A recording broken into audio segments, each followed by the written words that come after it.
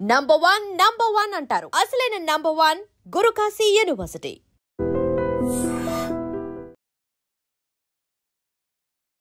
Hi guys, welcome to I dream. నేను మీ Chanakya. Guys, present India and America మధ్యలో జరుగుతూ ఉన్న ఈ హై టెన్షన్స్ మధ్యలో అండ్ అక్కడ నివసిస్తున్న వాళ్ళు, లేకపోతే H1B వీసాకి సంబంధించిన కానీ అండ్ ఇలాంటి వాటికి సంబంధించి ఎవరైనా కానీ ఇప్పుడు ట్రావెల్ చేయాలనుకుంటే అలా అక్కడున్న స్టూడెంట్స్ వాళ్ళ మీదకైనా కానీ సో ఏమన్నా ఇబ్బందులు ఏమన్నా తలెత్తుతాయా?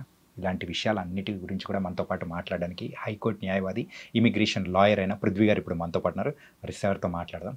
మరి విషయాలేంటో అడిగి తెలుసుకున్నాం. Hi sir. Hi Chanakya. Sir, Trump మామ టారిఫ్ల మీద టారిఫ్లు వేసేస్తూ ఉన్నాడు. అసలు ఇండియా అంటే కచ్చి గట్టి మరి కూర్చున్నాడు అన్నట్టు కూడా అనిపిస్తూ ఉంది. అది ఇట్లానే బిజినెస్ డీల్స్ దాని ప్రకారం. కాకపోతే ఎవరైతే ట్రావెల్ చేస్తూ ఉన్నారో H1B వీసాస్ అయినా కానీ అండ్ స్టూడెంట్స్ చాలామంది చదువులు అంటే ఫస్ట్ ప్రయారిటీ అనేది యూఎస్కి వెళ్ళిపోతుంటారు. మరి వాళ్ళ మీద ఏమన్నా ఇంపాక్ట్ ఏమన్నా ఉంటుందంటారా? యాజ్ ఆఫ్ నౌ చెప్పాలంటే చాణక్య 70% అమెరికా వెళ్ళేవాళ్ళు ఆగిపోయారు. 70% ఆగిపోయారు. Okay.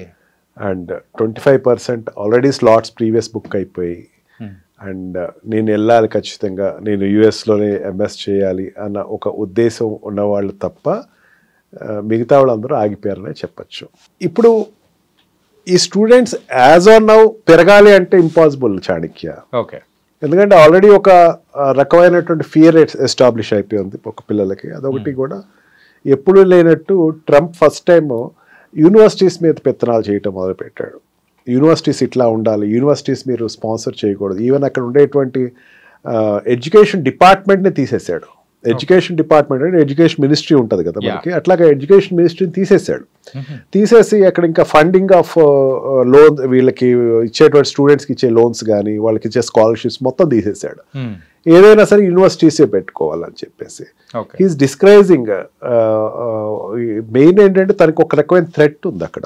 Threat in the sense, ఈ పాలస్తీనా వార్ తర్వాత ఇరాన్ వార్ తర్వాత, అక్కడ ఇజ్రాయెల్ అండ్ పాలస్తీనా డిస్టర్బెన్సెస్ తర్వాత అక్కడ ఉండేటువంటి ఒక వర్గం వ్యక్తులు పాలస్తీనా సపోర్ట్ చేస్తున్న ర్యాలీలు తనకు ఒక రకమైన టెన్షన్ క్రియేట్ చేస్తున్నాయి.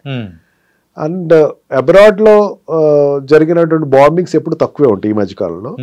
ఈ మధ్యన ఇజ్రాయెల్ దగ్గర జరిగినటువంటి ఒక బాంబ్ బ్లాస్ట్ అన్నది, ఇదంతా కూడా ఒక రకమైన టెన్షన్ క్రియేట్ చేసి స్టూడెంట్స్ని కంట్రోల్ చేయాలి అన్నది ఏదైతే ఉందో అక్కడ డైరెక్ట్గా లిబర్టీ అనేటువంటి ఒక basic principle of American constitution దెబ్బతింటూ మొదలుపెట్టింది. ఓకే.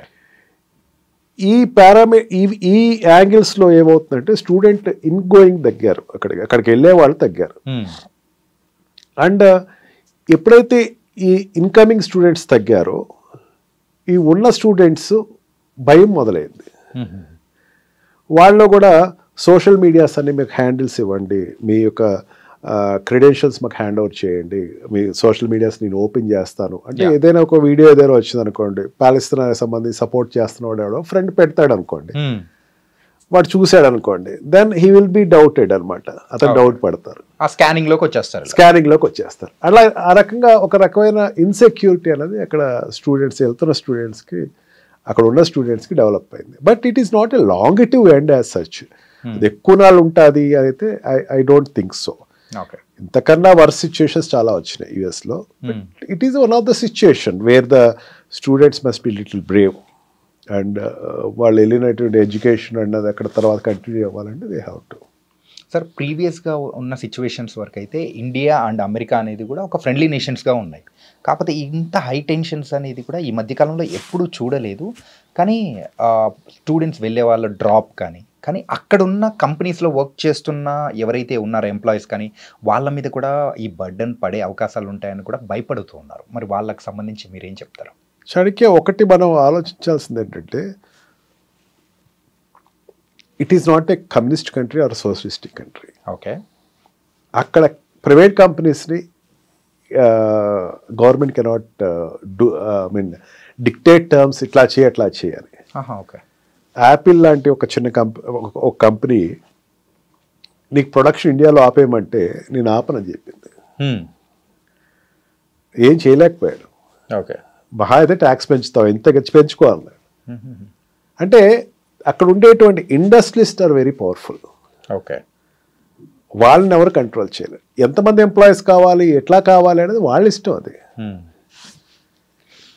అంటే కంట్రీ సిచ్యుయేషన్స్, కంట్రీ మధ్య ఉండేటువంటి కొన్ని వాట్ వి కాల్ కామర్స్ సంబంధించిందో లేకపోతే ఈ బిజినెస్ సంబంధించిందో ఉండే రిలేషన్షిప్ వేరు, ఆల్రెడీ వెళ్ళిపోయినటువంటి వాళ్ళు ఆల్రెడీ వెళ్తున్న వాళ్ళ యొక్క సిచ్యుయేషన్ వేరు. ఓకే, ఇప్పుడు ఏదైనా ఇండియన్ కాలేజెస్ తీసుకుందాం, ఇప్పుడు ఇంజనీరింగ్ కాలేజ్ లేకపోతే గవర్నమెంట్ కాలేజ్, మెడికల్ కాలేజ్, వాళ్ళు ఎక్కువ దేని మీద ఆధారపడతారంటే ఎన్ఆర్ఐ సీట్లకి అండ్ పేమెంట్ సీట్ల మీద ఆధారపడతారు. మీరు ఎవరైనా ఏ కాలేజ్నైనా అడగండి, ఓపెన్ ట్రూత్ అది. అక్కడ కూడా అంతే, అబ్రాడ్ నుంచి వచ్చే స్టూడెంట్స్ దగ్గర నుంచి డబ్బు డైరెక్ట్గా వస్తుంది వాళ్ళకి. ఓకే, ఈ డబ్బు అన్నది స్కాలర్షిప్లు పెట్టాలి. అక్కడ లోకల్గా ఉండేటువంటి సిటిజన్స్ నుంచి వచ్చేటువంటి స్టూడెంట్స్ ఎవరైతే ఉన్నారో వాళ్ళందరికీ డబ్బులు అది పెట్టుకోవాలి, కంట్రీ పెట్టుకోవాలి. వీళ్ళు పే చేస్తారు, వాళ్ళకి ఇది పే చేయాలి. ఓకే, ఆ బిజినెస్ పరంగా ఎడ్యుకేషనల్ బిజినెస్ ఆధారంగా చూసుకుంటే ఏ కంట్రీ కూడా ఈ అమెరికన్ ఏ యూనివర్సిటీ కూడా they won't leave that hope Indian students రానివ్వద్దు అన్నది ఆ యూనివర్సిటీస్ మెయింటైన్ చేయట్లా. ఓకే, చాలా వరకు ఏమవుతుందంటే ఒక సోషల్ మీడియా మిస్రిప్రజెంటేషన్ అనే నేను అనుకుంటున్నాను. అంటే ఇప్పుడు మనం చూసేది అనేది కూడా చాలా వరకు ట్రూత్ తక్కువ. ఓకే, ట్రూత్ సత్య దూరం చాలా ఎక్కువే ఉన్నాయి. Yes sir. అలాగే ఆ ట్రంప్ ఇంతకుముందు అంటే ఎప్పుడైతే గవర్నమెంట్లోకి వచ్చారో సార్, అధికారంలోకి వచ్చిన తర్వాత గోల్డ్ కార్డ్ అనేది కూడా ప్రవేశపెట్టారు కదా సార్, మరి దాని సంగతి ఏంటి సార్ ఇప్పుడు అది? Yes, gold card is going good for him. India నుంచే ఎక్కువ గోల్డ్ కార్డ్స్ పర్చేసింగ్ జరిగినాయి అని చెప్పేసి అన్నాడు. బిజినెస్ వీసా, ఈబీ వీసా ఏదైతే ఉందో అది దాన్ని తగ్గించాలనే ఉద్దేశంతో గోల్డ్ కార్డ్ అనేది పెట్టాడు. ఇంత అమౌంట్ మాకు కట్టండి, మీరు ఇక్కడ ఉండొచ్చు అని చెప్పేసి అన్నాడు. And partially he got succeeded. అంటే it is not overnight జరిగేది కాదు, ఓపెనింగ్ అయితే చాలా బాగానే వచ్చింది. ఇండియా నుంచి కూడా చాలా గోల్డ్ కార్డ్స్ అయితే పర్చేసింగ్ జరిగినాయి. గోల్డ్ కార్డ్ తీసుకున్నవాడు అక్కడ they can stay for ever, business చేసుకోవచ్చు, వాళ్ళు టర్న్ ఓవర్స్ చేసుకోవచ్చు. 10 crores రేషియో ఏదో ఉంది, 10 crores రేషియో అంటే they can do business there. You have to pay there to the government pay చేసుకుని నువ్వు బిజినెస్ స్టార్ట్ చేసుకోవచ్చు డైరెక్ట్గా. అంతేకాని దానికోసం వేరే వీసాలు అప్లై చేయటం, దాని గురించి వెయిట్ చేయటం ఇవన్నీ లేదు అని చెప్పేసి అన్నాడు. సెకండ్ టైం ప్రీవియస్ ఒకసారి ఇంట్రడ్యూస్ అయిన తర్వాత ఇది మళ్ళీ చాలా నాళ్ళ తర్వాత మళ్ళీ గోల్డ్ కార్డ్ ఇంట్రడ్యూస్ అవుతుంది. బిజినెస్ వైజ్గా ఇట్ ఈస్ గోయింగ్ అప్. అదే చాణక్య నేను చెప్తుంది అదే, వాట్ యు ఆస్క్ ప్రీవియస్లీ, ఇండియాకి అక్కడికి యుఎస్కి ఉండే రిలేషన్స్ స్ట్రెయిన్ అయినాయి కదా. రిలేషన్స్ ఏం స్ట్రెయిన్ అవ్వలేదు చాణక్య. తన అడుగుతున్నది ఏంటంటే బ్రిక్స్లో ఉండేటువంటి కంట్రీస్, బ్రిక్స్ కంట్రీస్ అంటే what we call this India, Brazil, Russia, India, China, ఇవన్నీ కలిసి ఒక సౌత్ ఆఫ్రికా, ఇవన్నీ కలిసి ఒక కొత్త కరెన్సీని ప్లాన్ చేస్తున్నాయి అండ్ డాలర్ను పక్కన పెడుతున్నాయి. అక్కడ ట్రంపే కాదు, ట్రంప్ కాకుండా ఇంకోటి ఉన్నా సరే అదే చేస్తారేమో నా ఉద్దేశంలో. Okay, because is it competition for their country. ఎంతమంది ఉన్నారు పాపులేషను ఈ బ్రిక్స్ సంబంధించినటువంటి, ఈ బ్రిక్స్ కంట్రీకి ఉన్నటువంటి పాపులేషన్ అంటే Russia, China, India and Brazil, south ఆఫ్రికాలో ఎంతమంది ఉన్నారు అనుకున్నారు? 65% ఆఫ్ పబ్లిక్ ఉన్నారు, 65% of population in the world అక్కడ ఉన్నారు. అక్కడ ఈ 5 countries కంట్రీ ఇన్ఫ్లుయెన్స్ చేయదగ్గది 65% కానీ ఉన్నారు. అంటే అది పెద్ద రేషియో కదా, చాలా పెద్ద రేషియో సార్. ఇది వస్తే గనక డాలర్ యొక్క విలువ తగ్గిపోతుంది అని ఒక భయం అన్నది ఆ కంట్రీకి ఎక్స్ప్రెస్ చేశాడు. బ్రిక్స్ని డిస్కరేజ్ చేయాలి. ట్రంప్ దగ్గరే కాదు అది, అంతకు ముందు ఉన్నటువంటి బైడెన్ కానీ, అంతకు ముందు ఉన్నటువంటి వాట్ వి కాల్ ప్రెసిడెంట్స్ ఎవరైనా సరే, బైడెన్ కావచ్చు, అంతకు ముందు ఉన్నటువంటి వాళ్ళే ఎవరైనా సరే దీన్ని డిస్కరేజ్ చేశారు. ఎందుకు డిస్కరేజ్ చేశారంటే బ్రిక్స్ వస్తే వాళ్ళ వ్యాపారాలు జరగవు. ఓకే, ఈ సిచ్యుయేషన్లో ఏమైంది, ఇండియా మీద ఇప్పటివరకు లేదు, మొన్నటి వరకు లేదు. పాకిస్తాన్ ఈవెన్ సింధూర్ వార్ జరిగినప్పుడు కూడా సిచ్యుయేషన్స్ ఆర్ గుడ్. మెయిన్ మనం క్రూడ్ తెచ్చుకుంటున్నాం అక్కడి నుంచి, రష్యా నుంచి డైరెక్ట్గా క్రూడ్ తెచ్చుకుంటున్నాం, తక్కువ రేటు తెచ్చుకుంటున్నాం. అమెరికాకి నష్టం కదా దానివల్ల నష్టం ఎవరికంటే నాటో కంట్రీస్కి నష్టం. అంటే European countries, NATO excluding America, European కంట్రీస్కి నష్టం. వాళ్ళ కంట్రీస్ నుంచి తెచ్చుకోవాలి, అది జరగట్లా. అండ్ ఆల్సో మనం అప్పు చాలా వరకు పే చేస్తాం. మరి చాలా ఎక్కువ అప్పు ఉండేది క్రూడ్లో. అందుకే సౌదీ కంట్రీస్ని మనం పెద్దంత ఖాదరు చేయకపోవడం కారణం అదే. ఓకే, మనం చాలా వరకు అప్పు పే చేస్తాం. ఇదివరకు చాలా అప్పు ఎక్కువ ఉండేది, మనకి పే బ్యాక్ ఎక్కువ చేసాం మనం. అండ్ వాళ్ళ కాన్ఫిడెన్స్ కూడా ఇది పే చేసేస్తారు అని. రష్యా నుంచి ఎక్కువ తీసుకుంటున్నాం మనం, తక్కువ రేటుకి ఎక్కువ తీసుకుంటున్నాం. మిగతా కంట్రీస్కి దానికి దగ్గర దగ్గర $2 బిలియన్ ఎంతో మనకి డిఫరెన్స్ ఎక్కువ లాభం అన్నది వస్తుంది. ఇక్కడ ఏమైందంటే తనకి అక్కడ జరుగుతున్న వార్కి, రష్యాకి జరుగుతున్న వార్లు ఏమైందంటే ఎప్పుడైతే ఈ నాటో కంట్రీస్ ఒత్తిడితోటి యుఎస్ ఈ స్పీకింగ్ ఏ న్యూ ఫార్మ్లా నువ్వు ఇండియా నువ్వు వెళ్ళి అక్కడ తెచ్చుకోవద్దు అని. కానీ అమెరికా అక్కడ ఉండేటువంటి రష్యాలో ఉండే కార్లు తెప్పించుకుంటుంది, ఎలక్ట్రానిక్ గూడ్స్ తెప్పించుకుంటుంది, కానీ నువ్వు మాత్రం వెళ్ళి తెచ్చుకోవద్దు అనేసరికి దీనికి India is so stubborn. Okay, మా కంట్రీకి నువ్వెవరు చెప్పడానికి? మా కంట్రీకి చెప్పాల్సినటువంటి నీకు సంబంధం లేదు కదా. అండ్ నాటో కంట్రీస్కి అయితే గట్టి వార్నింగ్ ఇచ్చాడు నిన్న ప్రైమ్ మినిస్టర్.